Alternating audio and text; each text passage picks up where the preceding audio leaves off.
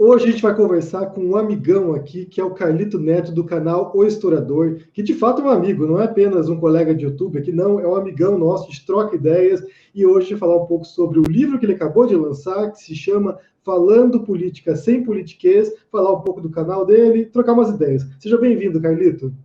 Obrigado, Henry. Eu agradeço o convite para a gente estar batendo esse papo aqui, que é algo muito natural, já que a gente realmente é amigo, a gente conversa muito, eu com você, eu com a Denise. Então é um prazer estar aqui para falar não só sobre a questão do livro, mas também de outras coisas que possam vir a surgir aqui no nosso papo, né? E o livro? Cadê o livro? Mostra pra gente aí. O livro está aqui o livro. E não Então, tem nada explica a um ver com o pouquinho Queiroz, tá? Não é laranja por causa do Queiroz, não, foi só uma coincidência. do que se trata o livro. Explica um pouquinho. Bem, eu escrevi o prefácio do livro, né? Eu sei do que se trata, mas conta pra gente aí do que se trata, qual que era a intenção por trás disso. Sim, então, esse livro aqui, na verdade, ele tem algumas pitadas de algumas pessoas que eu gosto do trabalho, como você, né? Você está escrevendo o prefácio. O Salvo também me deu algumas dicas ali de alguns pontos de como eu poderia melhorar com relação a pontos específicos do livro. Mas esse livro aqui é literalmente um livro que fala de política sem politiquês. E muita gente questiona para mim, Henry, quando eu falo do livro no canal, fala assim, Carlito, como é que você vai fazer um livro falando de política sem falar de política? E, na verdade, eu não disse que eu não vou falar de política, eu não vou usar aquele jargão do politiquês que o político normalmente fala para o grande público, para parecer que a política é muito mais complexa do que é. O livro fala sobre tudo de política? Não. É um livro de introdução ao conhecimento da política. Isso aqui é para aqueles indivíduos que gostam de entender sobre o cenário da política, que querem entender mais sobre política, que querem entender sobre a questão da democracia direta, representativa, sobre as monarquias, os tipos de monarquias, sobre o sistema presidencialista, semipresidencialista, o parlamentarismo, tudo isso eu falo aqui, não só de sistemas de governo,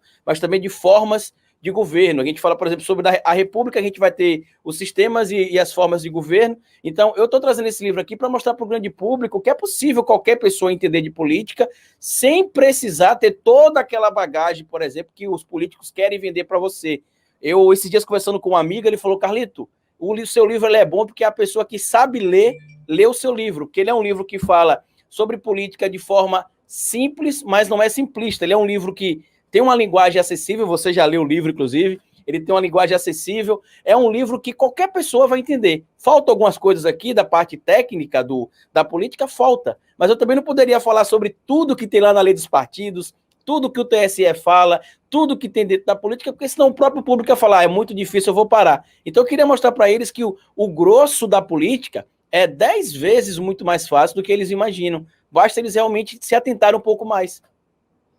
Porque na verdade o que eu percebo também é que é uma enorme dificuldade de entender, tipo, o que os poderes são, né? O que cada, sabe, a Câmara faz, o que o Senado faz, sabe, qual é o papel do presidente, do judiciário. Então, assim, você poder explicar isso de maneira mais... Porque acho que uma coisa que eu percebo, assim, também, que a gente comenta muito, acho que eu falo bastante, você fala bastante também, tem a ver com a própria comunicação, né? Você é um professor, você é alguém que está... Você está em sala de aula ainda ou não? Você não está mais em sala de aula, né? Não, eu saí das escolas tem 2 meses, né? Nessa crise, alguns colegas acabaram perdendo o emprego, como hoje a gente tem alguns apoiadores através do canal, eu achei justo eu ceder a minha vaga nesse momento de que as escolas estavam demitindo para outros professores que não estavam tendo como se sustentar. Mas até 2 meses atrás eu dava aula ainda presencial, né? Antes da pandemia, obviamente, mas dava aula do 6º ano até o 3º ano do ensino médio e já trabalhei também em cursinhos pré-vestibulares. Quer dizer, então você é alguém que tem essa experiência de ter que transmitir um conteúdo que é acadêmico da universidade para adolescentes, né? Para ser pessoas que estão aprendendo, que estão entrando nesse universo. O que eu queria saber de você é quando você decidiu fazer essa transição da escola, da sala de aula, para o YouTube. Como é que foi essa decisão? Quando que surgiu assim, não preciso agora me comunicar com outro público? Pô, Henrique, isso é até engraçado, porque como a grande parte do público, eu consumia YouTube, sei lá, de forma quase que uma osmose ali, você ia consumindo sem nem entender direito o que era, um vídeo chegava no celular, você abria, e na época eu lembro que eu chegava para dar aula na escola e as minhas alunas perguntavam, professor, você viu o vídeo de Whindersson Nunes? Você viu o vídeo de não sei quem? Quem, rapaz? O Whindersson Nunes. Não, o que é que esse Whindersson Nunes faz? Isso ele já tinha acho que 2 milhões de seguidores, 1 milhão de seguidores, sei lá, e eu nem sabia que era o Whindersson Nunes. E aí foi quando eu fui atentar mais ao YouTube, e tinha algumas irreverências que o Whindersson Nunes fazia, que eu fazia na minha aula. A minha aula ela é bem divertida, ela era bem irreverente. Aí os alunos falaram assim para mim, professor, por que você não grava o vídeo para o YouTube e mostra as suas aulas lá? Porque se a gente gosta aqui, outras pessoas vão gostar também. Aí eu falei, o problema é que eu não tenho como editar, eu não sei editar vídeo. O máximo é botar ali no Windows Movie Maker e fazer. Aí o Gabriel, que era o meu antigo editor até pouco tempo atrás, ele era meu aluno na época, aí ele falou, professor, eu posso editar alguns vídeos para até o senhor aprender aí, e você começa o canal. E aí lá em setembro de 2015, eu decidi criar o canal, e se eu não me engano, o primeiro vídeo que tem no canal não é nem um vídeo editado por Gabriel, é um documentário que eu fiz sobre Aracaju, que eu moro em Aracaju, para quem não sabe, aqui em Sergipe. E o segundo vídeo, eu nem me lembro bem, mas acho que é um vídeo dentro do carro, onde eu falava sobre algumas coisas de história, porque eu tinha de trabalhar, então não dava tempo de gravar às vezes em casa. E aí comecei a falar sobre história, só que já em outubro, novembro de 2015, Henry, eu tive de falar sobre política, porque começou aquela onda do impeachment da Dilma, do golpe, o PSDB junto com a Aécio ali articulando com o MDB, com o Cunha. E aí eu comecei a explicar o que era o impeachment, por que o termo não está presente na Constituição, mas a gente utiliza esse termo, se as manifestações contra a Dilma realmente foram as maiores da história. Eu peguei e mostrei algumas manifestações que ocorreram ainda lá na transição de 99 para 2000, com o Fernando Henrique Cardoso, em uma época que nem tinha rede social ainda, e se teve muita adesão às manifestações, e aí foi todo o processo. Aí, 2016 mais ou menos, eu comecei a falar sobre essa espécie que a gente conhece bem hoje, que é o bolsomínio, que já existe há muito tempo, as pessoas pensam que é de agora, mas não. E eu lembro que eu fiz um vídeo criticando lá o Nando Moura já em 2016, sobre a questão dos bolsomínios, sobre o Nando Moura, o Olavo de Carvalho, e na época eu lembro que o Carioca do Pânico, ele estava utilizando o Pânico bastante para poder defender o Bolsonaro e meter o sarrafo na esquerda, né? E aí eu lembro que eu falei dele também em um vídeo, eu até critiquei na época, dizendo que ele estava perdendo o humor, porque ele estava ficando muito mal-humorado por conta da política, e daí para frente eu tentei mesclar conteúdos de política e de história. Só que eu percebi que quando eu gravava vídeo sobre política só, o público não assistia. E quando eu gravava só sobre história também, o público também não assistia, porque tinha um público que assistia o de política e tinha o que assistia de história. Até que quando o Brasil Paralelo começou a fazer alguns conteúdos, eu decidi que eu poderia fazer vídeo sobre história e política ao mesmo tempo, onde eu pegaria o contexto da política e traria recursos históricos. E tem uma curiosidade para contar, porque foi nessa época que eu conheci o Clayson, antes mesmo de conhecer você e todo mundo, porque a gente fazia vídeo falando sobre o Brasil Paralelo. E aí o canal começou a crescer, eu tive outros projetos, às vezes postava um vídeo por mês, um vídeo por semana, o YouTube era de outra maneira também, mas eu gravava porque eu gostava, como eu gosto até hoje. Muita gente pergunta, Carlito, você ganha dinheiro com o YouTube hoje? Ganho.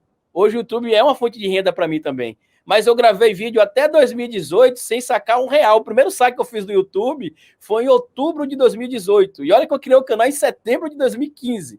Ou seja, 3 anos e 1 mês depois para fazer o primeiro saque. E uma coisa que eu percebo, assim, porque assim, você se adaptou bem, né? Eu não conheço os vídeos iniciais, mas, bem, hoje você está ali, você tem quantos mil inscritos? Está com 300 mil inscritos já? Quanto que tá? No momento que a gente está gravando esse vídeo, acabou de bater 250 mil, por coincidência. Parabéns. Então, assim, você já está com, sabe, um público enorme para o nicho que a gente trabalha, né? É um público bastante grande. E muitos professores, eu percebo, eles têm uma dificuldade enorme de fazer a transição daquela linguagem de sala de aula, né, do método da sala de aula, para o canal de YouTube, porque não é uma sala de aula aqui, né? Uma sala de aula você tem lá seus 40 alunos, aqui você fala com dezenas de milhares de pessoas. O que você não conseguiu transplantar da sala de aula? O que você teve que se readaptar para vir para o YouTube?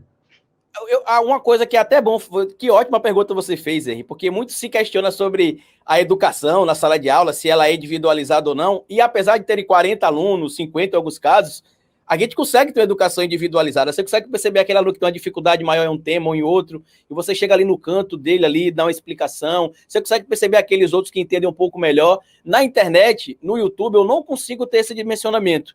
Eu consigo perceber uma vez ou outra, quando eu falo alguma coisa no vídeo, e que aquela coisa está explícita ali, e alguém vai no comentário e fala, como é que você tem coragem de falar isso e não sei o quê?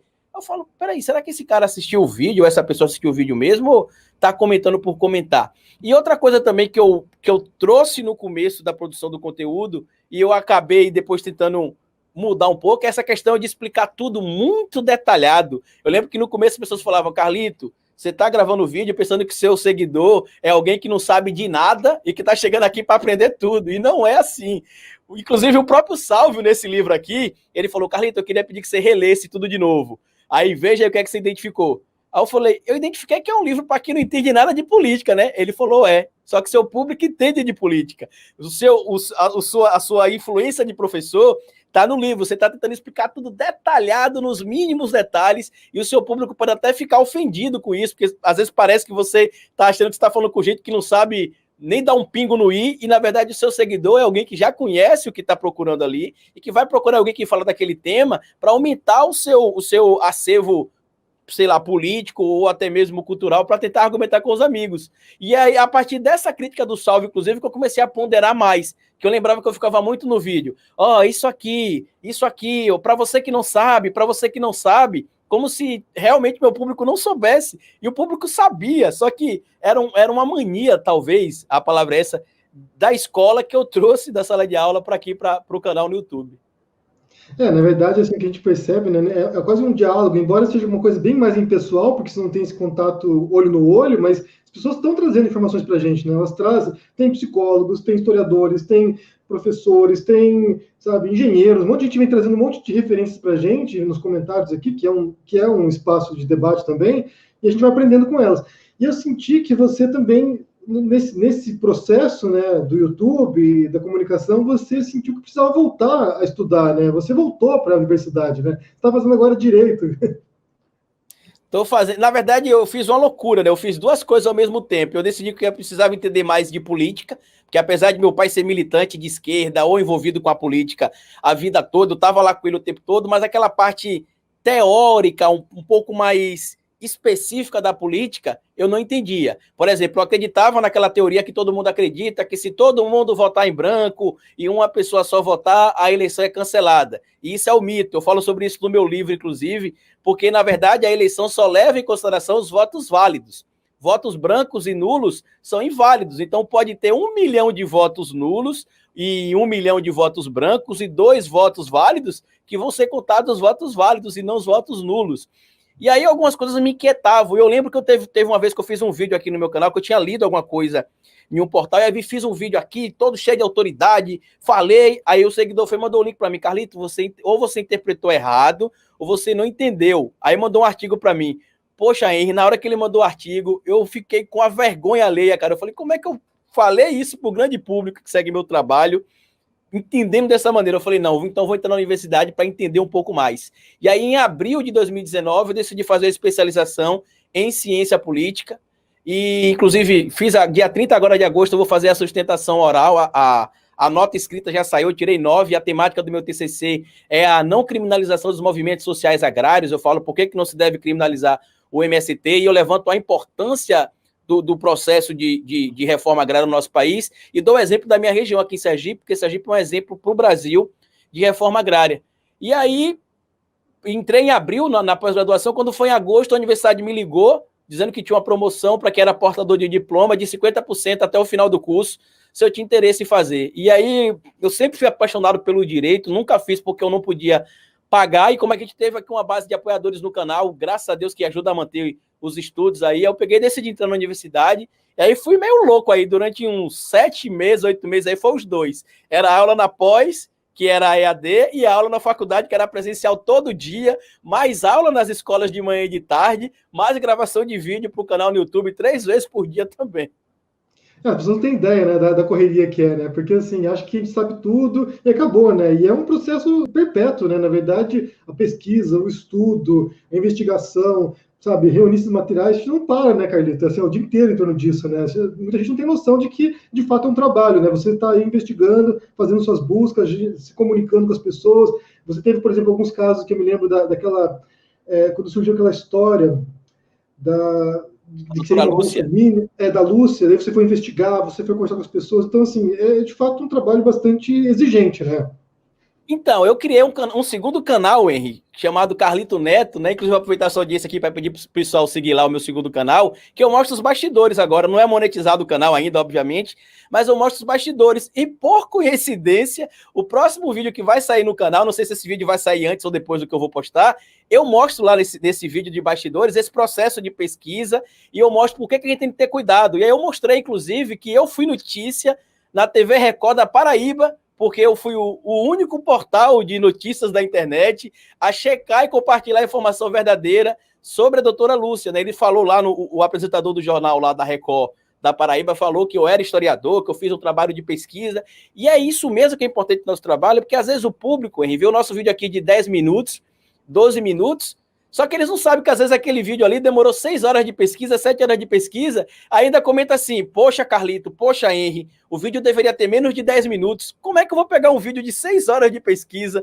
7 horas de pesquisa e reduzir um vídeo de 5 minutos? Não é nem porque a gente não quer, às vezes, é porque realmente não dá, é algo que a gente tem de começar ali, fazer literalmente início, meio e fim, trazer ali as informações, os contrapontos e as conclusões, mas é um trabalho que a gente tem de fazer, se a gente não fizer, como diz meu pai, os bolsonaristas vão continuar disseminando mentira na internet, então a gente tem que fazer, não tem jeito. Eu tenho uma pergunta para você, Carlito, que talvez você tenha uma percepção melhor aí, porque como assim, como eu estou fora do Brasil, eu tenho aquilo que me vem pelas redes sociais, né? Você está no dia a dia aí. Você percebe que nesse embate que a gente faz diário aqui, a gente conseguiu alguma conquista nesse caminho? Assim? Você sente isso? Porque a gente começou, bem, a ter visibilidade em 2018, né? Tanto eu, quanto você, quanto outros canais também, daquilo que a gente chama de resistência, dispararam em público depois que o Bolsonaro venceu. Então as pessoas ficaram desorientadas e foram buscar referências para poder também entender esse cenário. E a gente está nesse embate, a gente está confrontando o obscurantismo, negacionismo histórico da ciência. Então, assim, é um trabalho que a gente tem feito. Você percebe avanço? Você percebe que a gente conseguiu, sabe, ganhar terreno? Ou a gente está no mesmo lugar ainda, ou piorou? Na verdade, Henry, eu percebo que a gente tem avanço, não só nas redes sociais em especial, porque muita gente não entende, por exemplo, quando a gente consegue fazer canais aí bolsonaristas. Posso citar o nome de alguns aqui? Pode falar. Como, por exemplo, o Nando Moura, que teve de mudar radicalmente o seu conteúdo. Ele disse que é porque o Bolsonaro traiu ele. Na minha opinião, não é porque o Bolsonaro traiu ele, é porque ele percebeu que o YouTube poderia derrubar o trabalho dele no YouTube por causa da radicalização dele. A desmonetização do canal, por exemplo, do Bernardo Custer, a redução, por exemplo, de alcance de outros canais. Então, quando a gente fazia esse trabalho, você sabe bem disso, porque a gente era muito criticado no começo, o pessoal falava, vocês ficam perdendo tempo com o Nando Moura, vocês ficam perdendo tempo com fulano de tal. Só na época da eleição, eu fiz um vídeo mostrando isso, que de julho a outubro, o Nando Moura teve aproximadamente 80 milhões de visualizações no seu canal. Ou seja, ele pode possivelmente ter impactado aí 80 milhões de pessoas, isso contando as visualizações individuais, obviamente, que ouviram as abobrinhas que ele falava lá e que acreditaram. Então, na rede social, a gente conseguiu esse avanço, quando ele muda o conteúdo dele, quando o Diego Rox também muda a plataforma dele, quando outros, inclusive, sumiram, tem alguns que nem gravam mais vídeos sobre nada, desapareceram, não fazem mais conteúdo. Então, no campo das redes sociais, a gente está tendo uma resposta, porque hoje o grande público sabe que a rede bolsonarista tem atuado no WhatsApp, porque no YouTube eles não estão mais conseguindo aquela audiência que eles tinham, porque eles faziam isso, como a gente já levantava, pela monetização. Como eles não têm monetização, eles não têm mais interesse de estar aqui. Só que fora daqui, eu conseguia perceber muito, em especial você, até que vocês codenizam uma vez, que vocês, como estão fora, não têm dimensão. E quando você chegar aqui no Brasil, acho que você vai tomar um susto quando você descer no aeroporto, porque é muito provável que muita gente lhe pare na rua para conversar com você e você vai ficar chocado, porque dentro do nosso trabalho a gente até conversa sobre isso. Não tem uma liderança, não tem um líder que é o chefe, né? Você não é o nosso professor Xavier, por exemplo, não tem um líder. Mas as pessoas enxergam você como sendo alguém que encabeça essa nossa luta, e todo mundo que conhece meu trabalho, quando eu me encontro na rua, pô, Carlito, parabéns, continua o trabalho, você tá mudando, cara, aí a visão das pessoas, você e o Henry, e aí falam muito, eu sempre quando encontro as pessoas, eles falam sempre muito de 3 canais, eu, você e o Ded. Pô, o Ded é muito bom, o Henry é muito bom, e a gente vai conseguir, Henry, e tá conseguindo ver isso no dia a dia. Tanto que em algumas cidades, apesar de a gente estar vendo esse crescimento bolsonarista, em especial por conta do auxílio emergencial, mas as eleições de 2022 ainda acontecem daqui a mais de 2 anos, então vai ter tempo de essa ideia que o Bolsonaro deu auxílio emergencial passar, mas a gente tem conseguido avanços na rua. Agora eu fico muito triste em dizer que a gente tem conseguido avanços na rua, tem conseguido avanços na internet também, mas a gente não tem conseguido conscientizar tão bem ainda as lideranças políticas. Ainda existe muito personalismo. Agora há pouco mesmo, eu acabei de soltar um vídeo antes da gente gravar esse vídeo aqui, fazendo crítica a algumas opiniões específicas de alguns grupos políticos, e aí as pessoas não entendem que a nossa crítica não é uma crítica para perseguir um partido ou um líder político, é o contrário, é para pedir, olha, presta atenção. Eu soltei um vídeo essa semana falando sobre os Estados Unidos. Lá nos Estados Unidos, até mesmo antigos adversários políticos apoiaram a candidatura do Joe Biden para que ele derrote o Donald Trump. Eu acho, inclusive, nessa história toda, hein, só para passar a falar para você, que o Bernie Sanders ele é um exemplo de altruísmo a ser seguido. Porque o cara, em 2016, a Hillary Clinton criou site para atacar ele, para espalhar fake news contra ele, e ele foi pedir voto para Hillary Clinton na campanha contra o Trump. A mesma coisa acontecendo agora também. Ele foi traído pela base democrática, tá? Jim Clamber, que é o cara que conseguiu mover parte ali dos votos do apoio local para o Joe Biden, era um cara que estava do lado do Bernie Sanders até pouco tempo atrás. Só que lá, no caso dos democratas, óbvio que, para deixar claro aqui também, né, dadas as devidas diferenças da esquerda brasileira, porque muita gente acha que quando a gente fala sobre comparações, são idênticos, e não são idênticos. É óbvio que, dadas as diferenças ali, eles estão unidos contra algo maior, que é o Donald Trump.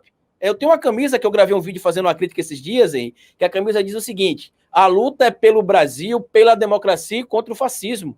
O Flávio Dino, na sua entrevista, aí eu assisti e divulguei muito para que as pessoas entendam o ponto de vista, é que agora a gente tem que ter uma frente ampla para combater o fascismo. Não é uma frente ampla eleitoral, como bem falou o Dino. É uma frente ampla para combater o fascismo. Então, até se você assistiu o discurso de ontem do Obama, ele fala justamente isso, né? É preciso compreender o que está em jogo aqui, o que está em risco aqui, que é o sistema democrático. Então, essa união que você falou aí, que você mencionou nos Estados Unidos, tem a ver com essa compreensão. Republicanos que já eram críticos do Trump antes, mas que ficavam quietos porque era uma questão eleitoreira, né? Tipo, eu faço parte do meu partido, então eu não vou aqui dar munição para os opositores. Eles compreenderam que se o Trump se reelege, isso vai continuar corroendo as instituições. Então, eles sabem que o que está ali é todo um sistema do qual eles têm muito orgulho, né? Um orgulho histórico, porque a democracia norte-americana é a mais longeva democracia moderna. Então, eles sabem que eles são um exemplo não apenas para o país deles, mas para fora também, né? Uma reeleição do Trump seria catastrófico nesse sentido de que mandaria mais um sinal para o mundo inteiro de que esse tipo de discurso deles é legítimo. Então, assim, a gente está aqui assistindo esse processo, esperando que isso reverta essa tendência global aí dos populistas, desses neofascistas, porque, de fato, é um cenário que preocupa bastante. No Brasil, a gente tem alguns que compreenderam isso, como você mencionou o caso do Dino, tem alguns políticos e algumas lideranças... O Boulos também entendeu, para citar alguns, ser justo com alguns nomes também, o Boulos entendeu. Você até falou do Bernie Sanders, mas no Brasil teve o caso do Freixo também, alguém que foi lá e retirou a candidatura pensando justamente que isso divide aquela frente, né? Então, assim, enquanto isso não houver no Brasil, essa compreensão, é difícil pensar numa reversão do cenário. Então, de fato, as pessoas têm que botar um pouco o ego de lado, pôr um pouco de lado esse protagonismo, essa vontade de estar protagonizando, para entender que o risco é muito maior, né? Mas, Carlito, assim, é muito legal falar contigo. Acho que é a segunda vez que você vem aqui, né? Acho que teve uma vez que a gente fez uma live com o pessoal, todo mundo junto ali. Sim, é muito bom falar contigo. E eu estou muito feliz com o seu livro agora, com o seu lançamento. E a gente até falou um pouco antes aqui que a sensação de publicar um livro, né? Teu primeiro livro, e depois é um atrás do outro. Na verdade, é assim, é quase um vício, né? Lança o primeiro, você quer lançar o próximo. então, assim, fico feliz. Onde está o livro agora? Onde as pessoas encontram o livro?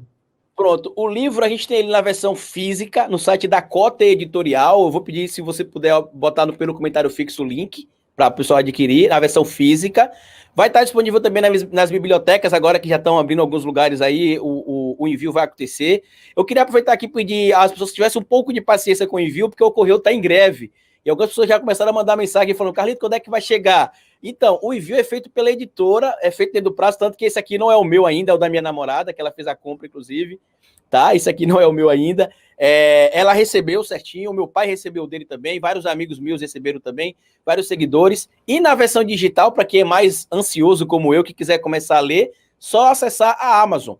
Vai estar lá também, versão digital, baixa, lê na hora. Isso aqui é um livro que lê em um dia, um livro bem gostoso de se ler. Queria agradecer ao meu padrinho na literatura aí, que pouca gente sabe, é o Henri Bugalho, né? O cara que me ligou. Carlito, cadê aquele livro que você falou? Tá pronto? Eu falei, tá quase pronto. Ele, bota ele pra frente que tem uma editora que quer publicar o seu livro. E pouca gente sabe disso, mas foi o Henri que me apresentou ao Salvo da Cota Editorial, e a gente conseguiu colocar essa ideia pra frente aí. E tem outros livros vindo, não vou divulgar muita coisa ainda, mas já tem outros realmente saindo aí.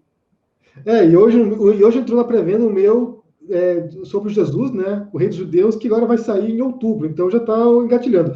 Mas assim, olha, conheçam o livro do Carlito, porque vale conferir para quem quer aprender um pouco mais de política. Conheça o catálogo também da Cota Editorial, porque é uma editora da resistência, eles estão na luta também, estão publicando um monte de gente boa, um monte de gente do nosso campo progressista aqui. Então, vale conferir, vale privilegiar também os autores nacionais, quem está falando aqui, quem está na linha de frente combatendo o obscurantismo, e é o caso do Carlito também. Conheça o canal do Carlito, se você não conhece ainda, que é O Historiador, Carlito Neto, O Historiador, né? Para encontrar Na verdade, tem o Historiador, né, que é o canal principal, e eu criei o dos bastidores, tem uma semana, que é o Carlito Neto, que é para o pessoal ver os bastidores, para ver que não é só sentar, ligar a câmera e falar como muita gente pensa, dá muito trabalho.